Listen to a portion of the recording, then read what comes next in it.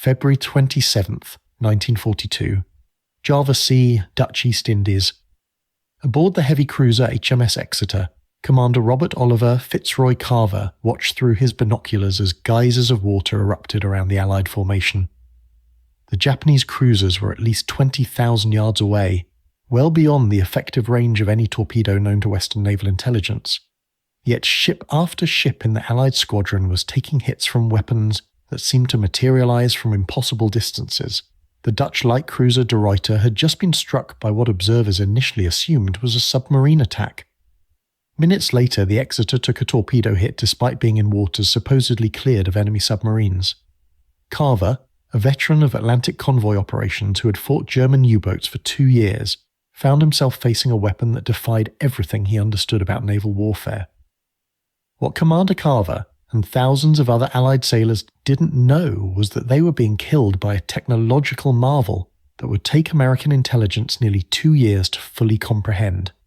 The Japanese Type 93 torpedo, which would become known to those who survived encounters with it as the Long Lance, represented a quantum leap in torpedo technology so profound that when Allied naval architects finally examined captured examples in late 1943, they initially refused to believe the performance specifications.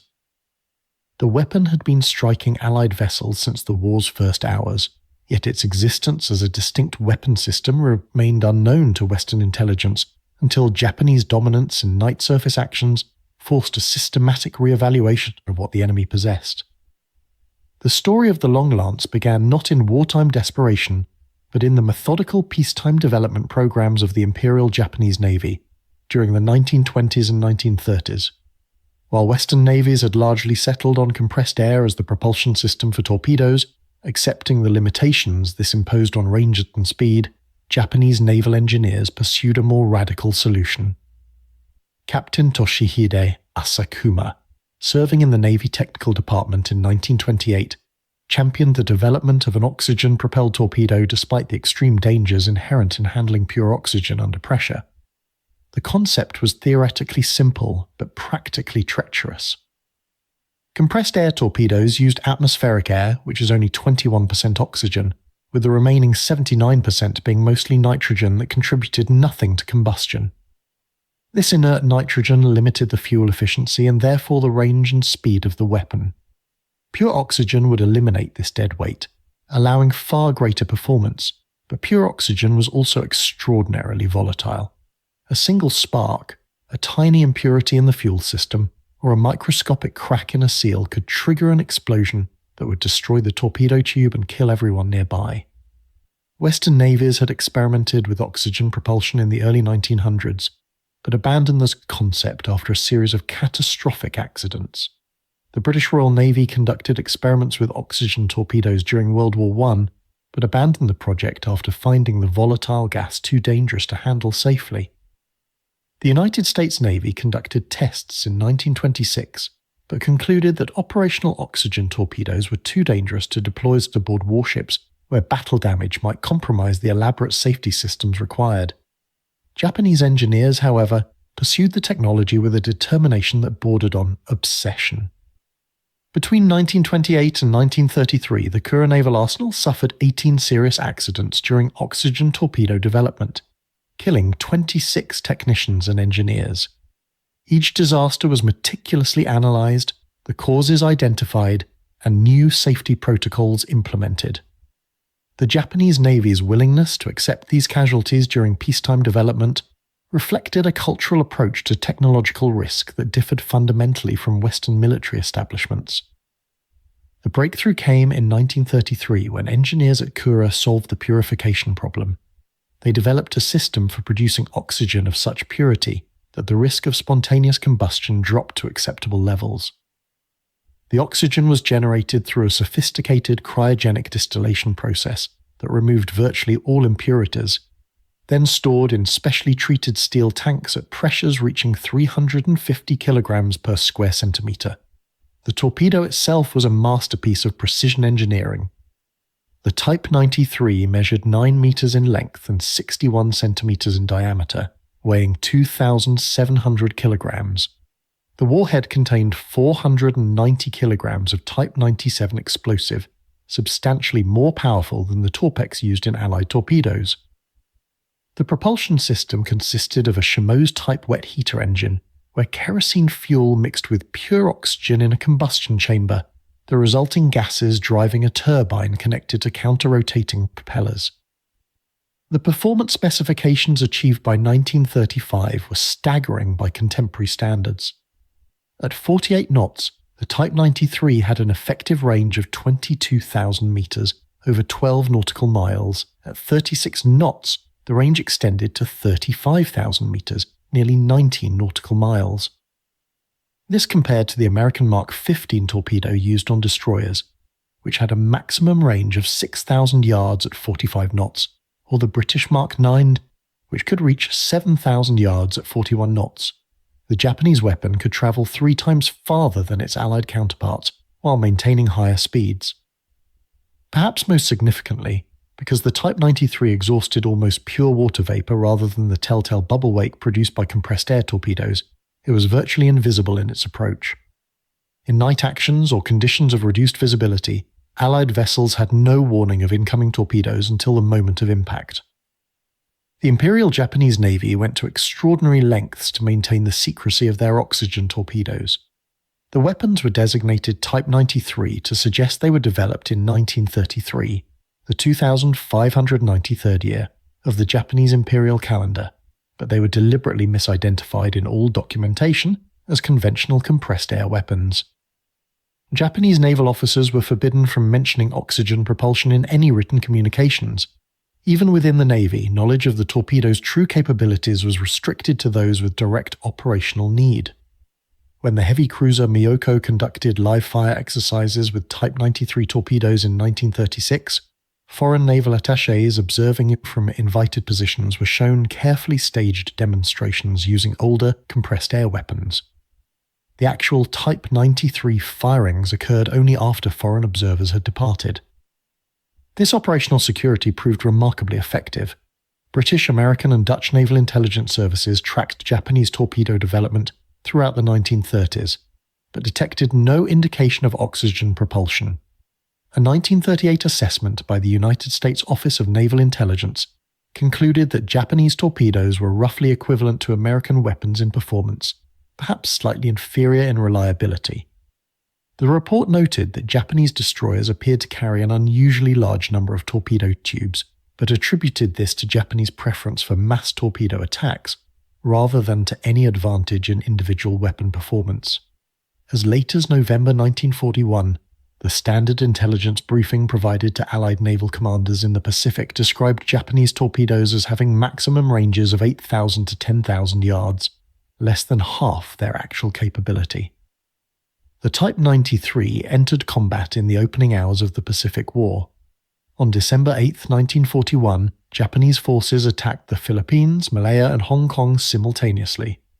During the Battle of the Philippine Sea, the destroyer Murasaem fired Type 93 torpedoes at American vessels near Apari, achieving hits from ranges that American commanders assumed indicated submarine attacks. The confusion would persist throughout the early months of the war.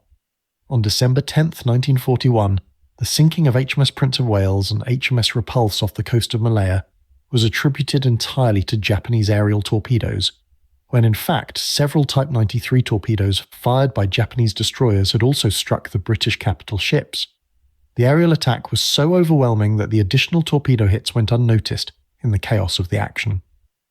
The weapon's true impact became apparent in the night surface actions that characterized the naval campaign for the Solomon Islands.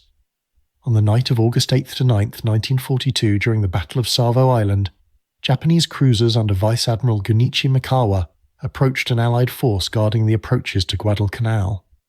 The Japanese formation included the heavy cruisers Chokai, Aoba, Kako, Kinugasa, and Furutaka, along with the light cruisers Tenryu and Yubari, and the destroyer Unagi. Mikawa's ships carried a total of 128 Type 93 torpedoes in their tubes and ready reloads. The Allied force consisted of the heavy cruisers HMAS Canberra, USS Chicago, USS Vincennes, USS Astoria, and USS Quincy, along with 2 destroyers. The The Allied vessels were equipped with radar, a technological advantage the Japanese did not possess, yet the battle would become one of the most lopsided defeats in United States naval history. At approximately 1:30 a.m., Japanese lookouts spotted the Allied vessels. Mikawa ordered his ships to close to torpedo range and hold fire until the optimal moment.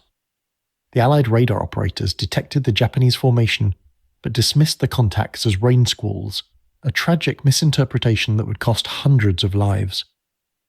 At 1:38 a.m., Chokai illuminated HMAS Canberra with searchlights and opened fire with her main batteries while simultaneously launching 8 Type 93 torpedoes. The Australian cruiser, caught completely by surprise, took 2 torpedo hits and multiple shell strikes within the first 2 minutes of action. The force of the torpedo explosions lifted the 8,000-ton vessel partially out of the water, breaking her keel and destroying her engine rooms. She was dead in the water, burning fiercely, within 4 minutes of the first Japanese salvo. The destruction of Canberra occurred at a range of approximately 13,000 yards, a distance at which American doctrine held that torpedo attack was impossible. USS Chicago, positioned as the Southern Force flagship, attempted to maneuver but took a Type 93 hit in the bow that destroyed 60 feet of her forward structure.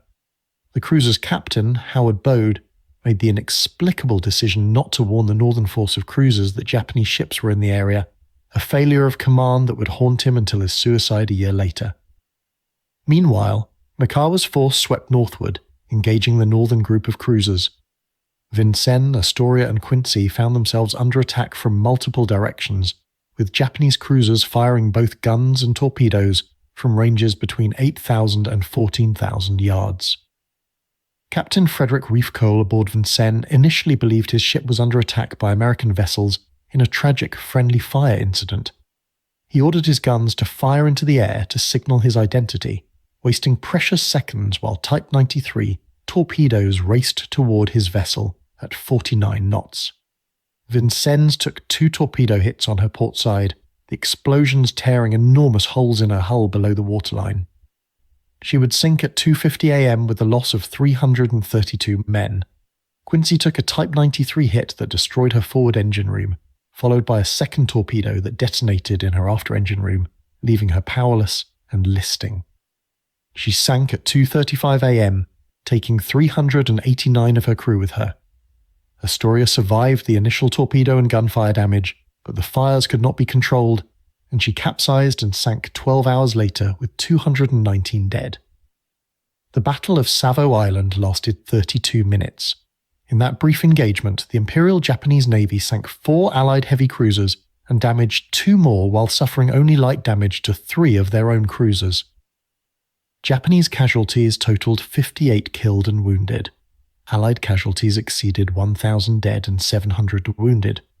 More importantly for the intelligence failure, American survivors consistently reported being attacked by torpedoes, from ranges they knew to be impossible. The action reports filed after the battle noted torpedo hits from distances exceeding 12,000 yards, but these observations were dismissed by naval intelligence as overestimates made under combat stress. The official analysis concluded that Japanese submarines must have been present in the area, supplementing the surface force torpedo attacks. This misinterpretation would persist through subsequent engagements. During the Battle of Cape Esperance on October 11, 1942, the heavy cruiser USS San Francisco observed torpedoes tracks passing close aboard from bearings that indicated firing ranges of at least 15,000 yards. The cruiser's captain, Cassin Young, noted in his action report that enemy torpedoes appeared to have substantially greater range than intelligence estimates suggested, but this observation was not incorporated into standard intelligence assessments. Similarly, during the First Naval Battle of Guadalcanal on November 12 to 13, 1942, multiple American vessels reported torpedo attacks from impossible ranges. The destroyer Cushing was hit by a Type 93 fired from the battleship Hiei at a range of 14,000 yards. The destroyer Laffey took a torpedo from the destroyer Inazuma fired at the 13,000 yards. The cruiser Atlanta was hit by a torpedo from the destroyer Akatsuki at approximately 12,000 yards. In each case, the American vessel's commanding officers noted the unusual circumstances in their reports, but the pattern was not recognized at higher levels of command. The Japanese Navy's confidence in the Type 93 shaped their tactical doctrine in profound ways. Japanese destroyers and cruisers were designed and trained to engage in aggressive night torpedo attacks, closing to ranges between 10,000 and 15,000 yards before launching massive salvos. A single Japanese destroyer of the Fubuki class carried 9 Type 93 torpedoes in triple-mounted tubes with a full reload set, giving it 18 shots per engagement. The Kagero-class destroyers carried 8 tubes with reloads for 16 torpedoes. Japanese cruisers were similarly equipped with torpedo armament that Western navies reserved for the destroyers. The Mogami-class cruisers carried 12 Type 93 torpedoes in 4 triple-tube mounts. The Takao-class heavy cruisers mounted 16 torpedoes in 4 quadruple-tube launchers. This emphasis on torpedo armament reflected a broader strategic calculation. Japanese naval planners understood they would be numerically inferior to the United States Navy in any protracted conflict. The Washington Naval Treaty of 1922 had established a capital ship ratio of 5 for the United States and Britain to 3 for Japan. Japanese strategists planned to offset this numerical disadvantage through superior night fighting capabilities and the aggressive use of torpedo weapons to attrite American fleet strength before the decisive battleship engagement that Japanese doctrine anticipated. The Type 93 torpedo was central to this operational concept. Japanese destroyer and cruiser commanders trained extensively in night torpedo attacks, practicing the complex calculations required to launch torpedoes at targets 10 to 15,000 yards distant, while accounting for target movement, wind, and current. The effectiveness of this training became apparent during the Battle of Tassafaronga on November 30th, 1942. Rear Admiral Raizo Tanaka commanded 8 Japanese destroyers on a supply run to Japanese forces on Guadalcanal, a mission that had become known as the Tokyo Express. American intelligence detected the Japanese force, and Rear Admiral Carlton Wright was ordered to intercept with a task force of 5 cruisers and 4 destroyers. Wright's force had a substantial advantage in firepower and numbers, and the American ships were equipped with SG surface search radar that should have allowed them to detect and engage with the Japanese destroyers before Tanaka's ships could retaliate. The American force made radar contact with the Japanese destroyers at approximately 11:06 p.m. at a range of 23,000 yards. Wright held fire to close the range, a decision that would prove disastrous. At 11:16 p.m., the American cruisers opened fire at a range of 7,000 yards, immediately hitting and destroying the destroyer Takanami. The Japanese formation scattered, with individual ships taking evasive action. What happened next astounded the American commanders. Despite being surprised, outnumbered, and under accurate radar-directed gunfire, the Japanese destroyers launched a coordinated torpedo attack. Tanaka's flagship, the destroyer Naganami, fired 8 Type 93 torpedoes at the American cruiser column from a range of 12,000 yards while under fire. The other Japanese destroyers followed suit, launching a total of 44 torpedoes into the American formation. The Type 93's long run time, approximately 8 minutes at its cruising speed to cover 12,000 yards, meant there was a delay between the torpedo launches and the impacts.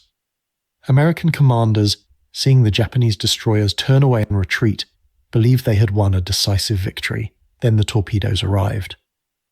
At 11:27 p.m., the heavy cruiser USS Minneapolis took 2 Type 93 hits in her forward section.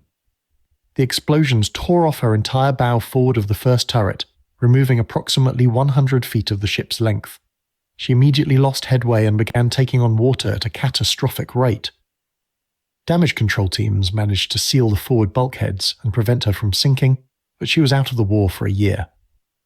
At 11:29 p.m., the heavy cruiser USS New Orleans took a single Type 93 hit that detonated in her forward magazines. The resulting secondary explosions blew off her bow forward of turret 2, removing 125 feet of the ship. The cruiser also survived through heroic damage control efforts, but required 13 months of repairs. At 11:30 p.m., the light cruiser USS Pensacola took a torpedo hit that destroyed her engine room and caused severe flooding. She would survive but required extensive repairs. At 11:32 p.m., the heavy cruiser USS Northampton took 2 Type 93 hits on her port side that caused uncontrollable flooding. She capsized and sank at 3:04 a.m., the first American cruiser sunk in combat by Japanese surface torpedo attack. The Battle of Tassafaronga was a tactical disaster for the United States Navy. 4 cruisers had been knocked out of action, one sunk by a force of destroyers that was outnumbered and surprised. More significantly, the action demonstrated that Japanese torpedoes could be launched effectively from ranges that American doctrine considered impossible. Admiral Wright's after-action report noted that his ships had been hit by torpedoes fired from distances of at least 10,000 yards, possibly 12,000 yards based on plot reconstructions. He specifically requested that naval intelligence re-evaluate the estimated capabilities of Japanese torpedoes in light of this engagement. This time, the request prompted serious investigation. In early 1943, the Office of Naval Intelligence established a special technical intelligence unit specifically tasked with analyzing Japanese torpedo capabilities. The unit was headed by Commander Elliot Bryant, a naval constructor with extensive experience in torpedo design. Bryant's team began by systematically reviewing action reports from every engagement where American ships had been hit by Japanese torpedoes. The pattern they discovered was unmistakable. In engagement after engagement, American vessels reported being hit by torpedoes from ranges between 10,000 and 15,000 yards, ranges that were impossible for any known torpedo. The team calculated that to achieve the observed performance, Japanese torpedoes would need to travel at speeds around 50 knots with operational ranges exceeding 20,000 yards. These specifications seemed so far beyond Allied capabilities that many officers refused to believe them. The first physical evidence came in March 1943 when American forces recovered fragments of a Type 93 torpedo that had struck the cruiser USS Helena during the Battle of Kula Gulf but failed to detonate. The warhead had broken away from the body, but enough of the propulsion section remained intact for preliminary analysis. Naval intelligence engineers examining the fragments noticed several anomalies.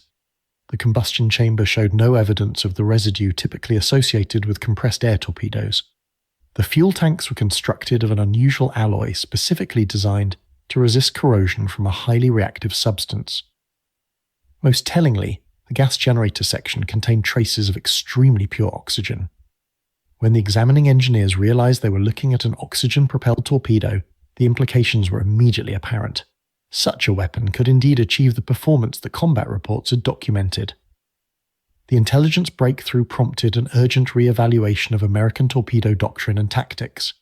In May 1943, Admiral Ernest King, Chief of Naval Operations, issued a confidential bulletin to all Pacific Fleet commanders warning that Japanese torpedoes had approximately 3 times the range previously estimated, and advising that Japanese destroyers and cruisers should be engaged at maximum gun range rather than closing for torpedo attacks. The bulletin noted that Japanese oxygen torpedoes left minimal wake and were extremely difficult to detect visually. It recommended that American vessels adopt a zigzag pattern when under potential torpedo attack and maintain maximum possible speed to reduce the probability of hits. The capture of intact Type 93 torpedoes occurred in August 1943, when American forces secured the Japanese seaplane base at Yokohama Bay in New Georgia. Engineers found 4 complete Type 93 torpedoes in storage, along with technical documentation that included operating manuals and maintenance procedures. The torpedoes were immediately shipped to the Naval Torpedo Station at Newport, Rhode Island, where they underwent exhaustive testing and analysis.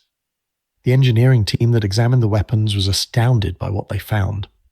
The Type 93 represented a level of mechanical sophistication that exceeded anything in the American inventory. The oxygen generation and purification system was more advanced than American technology by what engineers estimated was at least a decade. The propulsion turbine was more efficient than contemporary American designs. The control mechanisms that maintained depth and course were more reliable and precise than equivalent American systems. Testing of the captured torpedoes confirmed the performance specifications that had seemed impossible. In trials conducted in September 1943, a Type 93 fired at 48 knots achieved a range of 22,500 yards before fuel exhaustion. At 36 knots, the range extended to 35,000 yards. The weight produced by the weapon was virtually invisible beyond 500 yards, making visual detection extremely difficult. The warhead, when test detonated, produced an explosion significantly more powerful than equivalent weight of torpex used in American torpedoes. The American engineers concluded that the Type 93 was superior to any torpedo in Allied service, in virtually every measurable parameter. This revelation prompted an immediate effort to develop American oxygen torpedoes. The Bureau of Ordnance established a crash program to adapt the Mark 14 torpedo to oxygen propulsion, but the technical challenges proved daunting. American experience with pure oxygen handling was limited, and the safety protocols required to prevent catastrophic accidents during peacetime development were difficult to implement in wartime. Initial trials in late 1943 resulted in several explosions that killed technicians and destroyed test facilities. By mid-1944, it became apparent that developing a combat-ready oxygen torpedo would require years of development and testing. The program was terminated in favor of improving existing compressed air torpedoes and developing new guidance systems that would enhance hit probability without requiring revolutionary propulsion technology. The operational impact of the Type 93 torpedo extended beyond the direct damage it inflicted on Allied vessels. Japanese confidence in their torpedo superiority encouraged aggressive tactical approaches that often succeeded, despite material inferiority in other areas. During the Battle of Vella Gulf on August 6–7, 1943, 4 Japanese destroyers attacked 6 American destroyers with Type 93 torpedoes, sinking 3 American ships before being destroyed themselves. The Japanese commanders' willingness to engage despite being outnumbered reflected their understanding that their torpedo armament gave them a fighting chance.